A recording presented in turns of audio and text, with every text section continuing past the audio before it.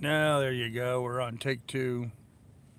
Seems like the third time's a charm every night. My phone, or my iPad rather, seems like it locks up once or twice, and then after that, it'll go pretty good after that for a while. So let's hope that's the case this evening.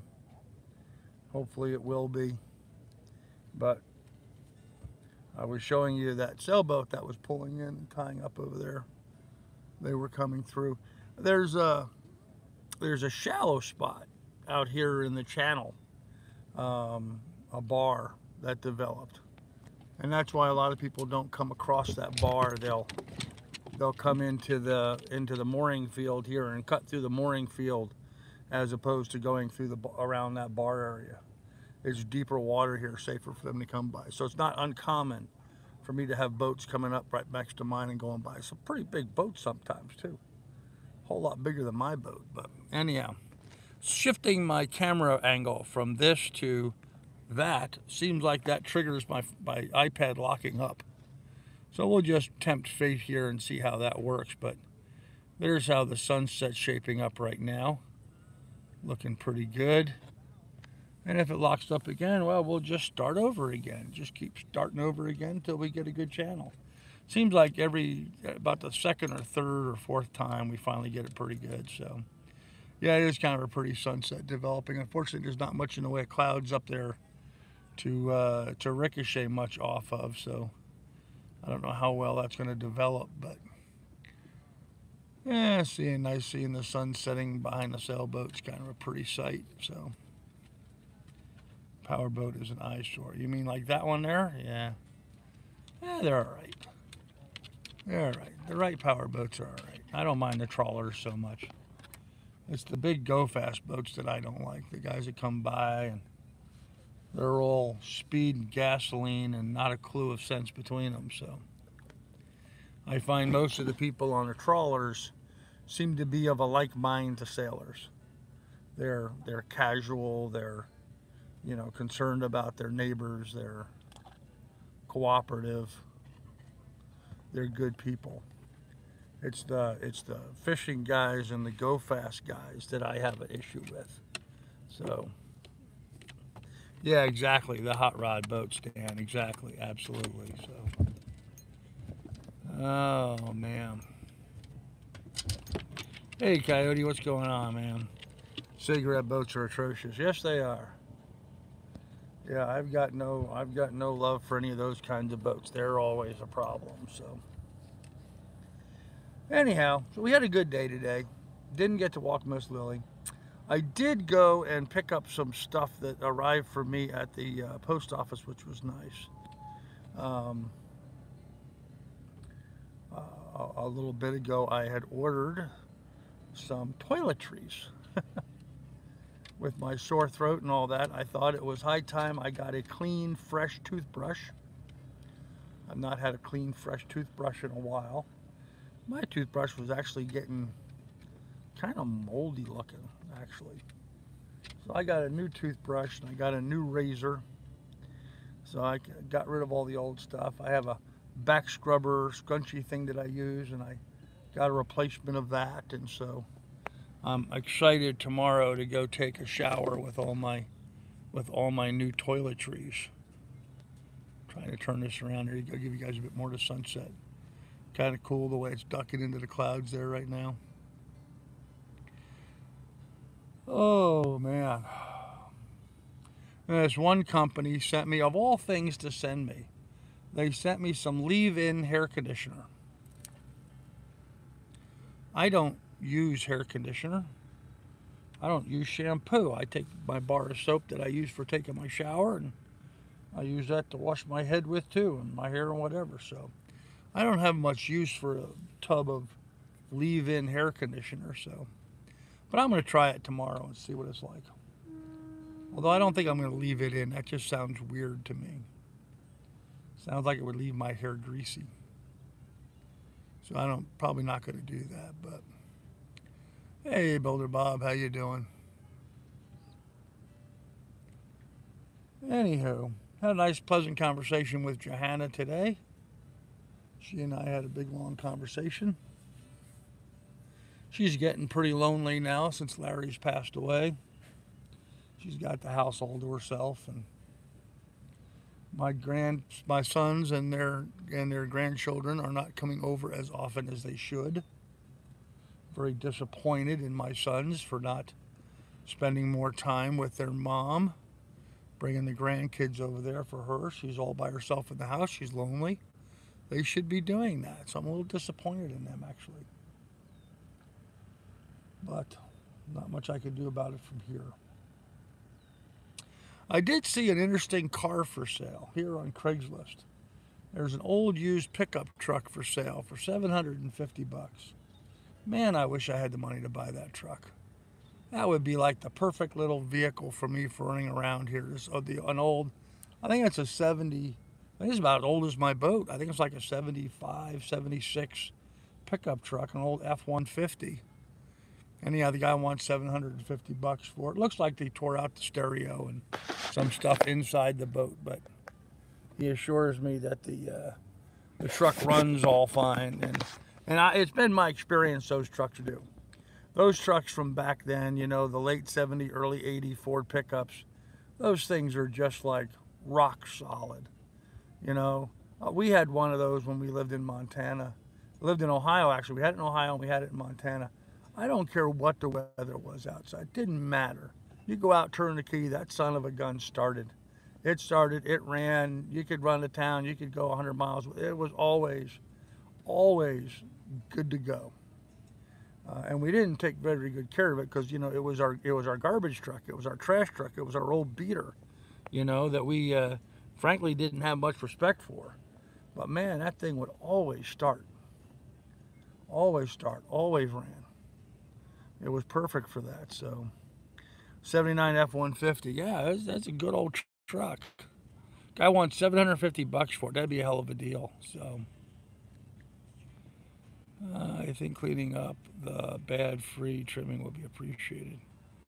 Yeah, probably not, Marie. I'd get in trouble for that here. I am feeling better, Bob, but as you can tell by my throat, I still don't have much of a voice. So, yeah, rejects, I've conveyed to them they should check into their mother more. That doesn't make them do it. My first vehicle was a 74 Ford pickup. It was easy to work on. Yeah, it was, Dan. Yeah, they were very good to work on. My first vehicle was a 1970 Volkswagen Beetle. That was my first vehicle.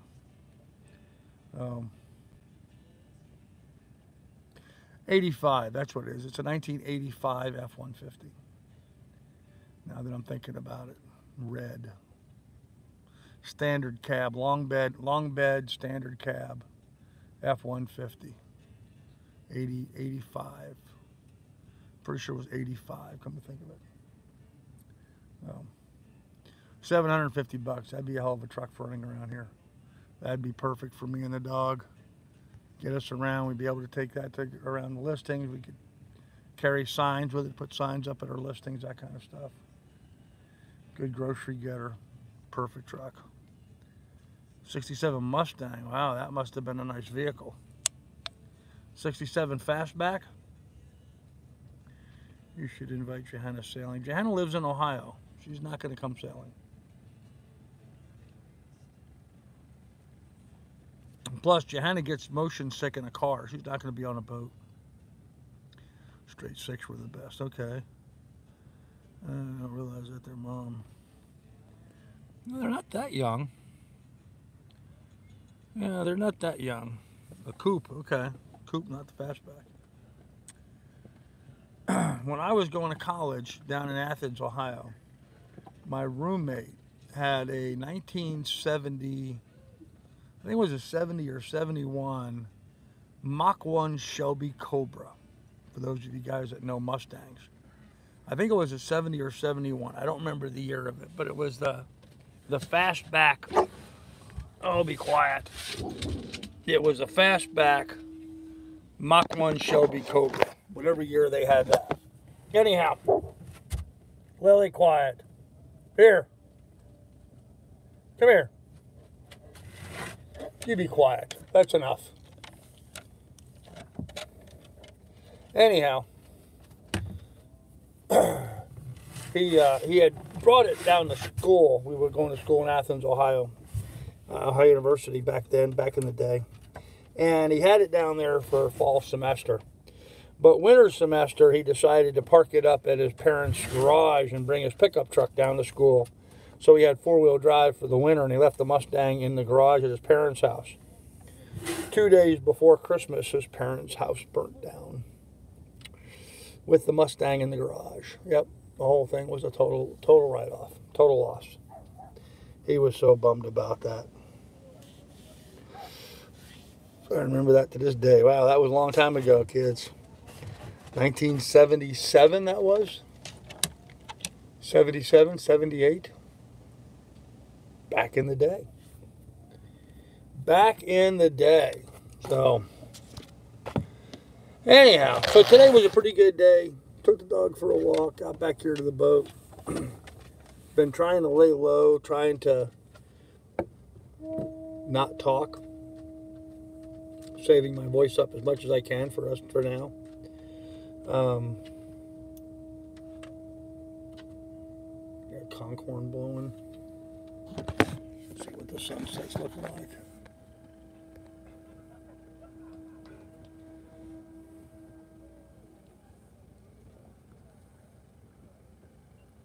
I think my neighbor over there is filming me.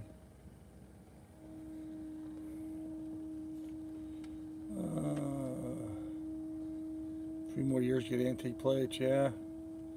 64 Riviera, white privilege. Wrong way drive.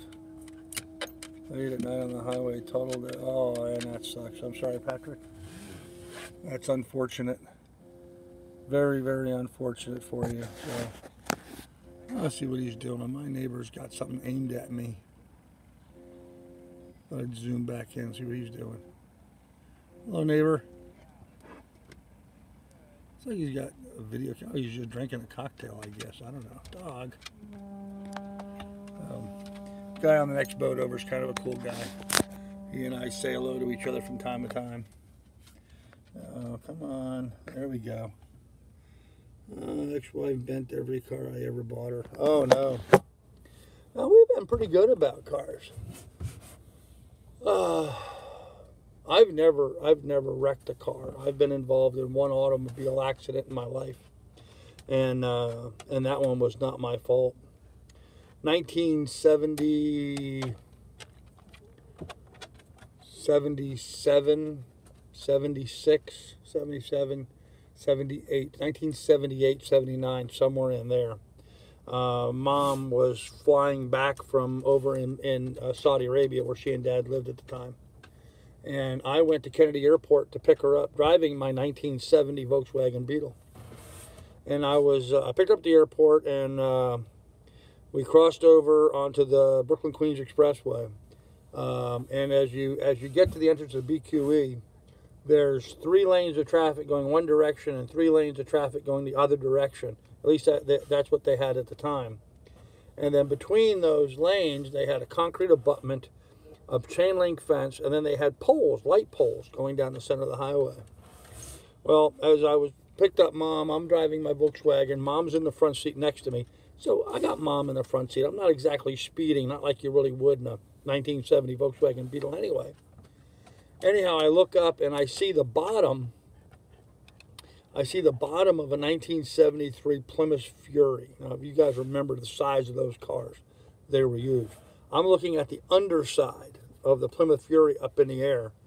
It comes over the fence, takes out a light pole, and goes nose to nose with a Monte Carlo that was in the left lane to my left and in front of me. Hit that Monte Carlo head on, and the front quarter panel of the Monte Carlo came into my lane and caught the back quarter panel of my Volkswagen Beetle, and took the quarter panel, took the tire, the axle, took everything off the back of my Volkswagen. The bumper, all of that was gone. The tire, the axle, everything on the left side was gone, and left me up on 2 wheels now. It hit me sideways, so I'm on 2 wheels. So I managed to slow it down, and then I gave the wheel a little jiggle to the right and caused it to land back right side up. And so we got out and went back to where the accident took place. The two guys in the Plymouth Fury and their dog all were dead. One guy was decapitated by the steering wheel. And all three people in the Monte Carlo were okay, except for, you know, they had broken bones and contusions and that kind of stuff, but they were alive. And of course, Mom and I weren't hurt. I got a little cut on my knee. But that was it. That was all we suffered. The car took the big hit. Anyhow, that was the only accident I've ever been involved in my life. I've been driving since I was 14, legally since 16, on the road system. And I had a couple speeding tickets when I was a kid, but nothing since then. I had one speeding ticket since then, up in Alaska, where my ex-wife, Penny, wanted me to go fast, and I did, and I got a ticket for it. Got a good driving record, real good driving record. When I call up the insurance companies and they run my driving record, you know, they come back to me and they're like, okay, yeah, we'll insure you $39 a year or something, you know. It's funny. They don't give me a hard time at all because of my driving record. Oh, let's see what we got going on in the chat while I was going on that little memory lane. Okay. Yeah, Johanna and Penny never wrecked any vehicles either, although they didn't drive very much. I did 90% of the driving. I'm glad you're here to tell all of it. Okay. Should have bought her a Bentley. Okay. All right, Snapperhead got deleted. All right, cool. Thanks, Pilot. Would the truck owner be interested in a trade, one of the extra drones or something? Extra drones? I don't have an extra drone. I have one drone. Colonel and I work for lost his brand new Mustang in a hailstorm. Oh, man. That would suck, Dan. Drones important to real estate listings. Yes, it is. I still have spine issues from some of the stuff that happened in my youth. That was the start. Yeah, that always is, ma'am. 47 and a 40. Of course, it was the vet. Well, yeah, of course it was the vet. They're going to look for you in the vet. But I can tell you this much. There's been a lot of times I've deserved a ticket. There's been quite a few times I've deserved a ticket. But didn't get them. Didn't get them. I always drove very defensively, obviously. You don't drive as many miles as I have. And and I've driven a lot of miles. I mean, I've always lived in rural areas. So, yeah, rest me red. There you go, Pilot. Yeah, I've always lived in real rural areas, you know, out in the country. Not in New York, of course, but in Ohio, we were 13 miles from town. In Montana, we were also 13 miles from town. In Alaska, we were, 60 miles from town. And of course now I'm not driving, so yeah, it was nothing for me to put on a lot of miles, a lot of miles, more than 2 million miles in my lifetime, easily more than 2 million miles. And I've had one accident when I was a kid. What was I, 18, 19 years old then? That's not bad. That's not bad, kids. That's not bad. I'm happy. I'm proud of that. And of all of the vehicles that I've owned, only one of which was ruined by a wreck. And that was because my nephew, Angel, if you're out there, Angel, I've forgiven you. It's all forgiven. My nephew, Angel, took my car. Let me see. That was a 1985 Mercury a Ford LTD. It was 1985 red Ford LTD. It was my wife's car. A red Ford LTD, and he drove it over to visit my mom, his grandmother, and he was driving on the road there at Lake Logan, and he said a rabbit ran out in front of him, so he swerved to miss the rabbit and wrapped the car around a tree. So that was the end of our of our Ford LTD. Yeah, he wrapped it around a tree. I said, from now on, just run over the rabbit. Hi there. How are you? What you doing? You just came to put your nose on my shoulder? Oh, now what? What are you whining about, huh? What are you whining about? What do you want? You don't want anything? Just gonna stand there and be goofy? Alright. You're allowed. You're allowed. Big and heavy, nice cars. Yeah, rejects it was. That Ford LTD was a nice car. I actually was a little pissed off at my father-in-law for that. Rest his peace. He's passed away now, but him and my wife went and picked it out. I gave her the money and said, just go to Ford and just get whatever you want. And she went to Ford and found this red LTD Crown Victoria. Or red LTD, it's the same as the Mercury Grand Marquis. It's the Crown Victoria, Ford LTD Crown Victoria, same as the Mercury Grand Marquis. I had a Grand Marquis, she had the LTD. Anyhow, she brought it home, and it was nice. It was a nice looking car. I liked it, 4-door, exactly the same as mine. Mine was white with a red interior. Hers was red with a red interior. Yeah, mine looked like a pimp mobile, white on the outside and red inside. But it was fun. Anyhow, I went to wash her car, and while washing it, like the very first bath, I did it by hand.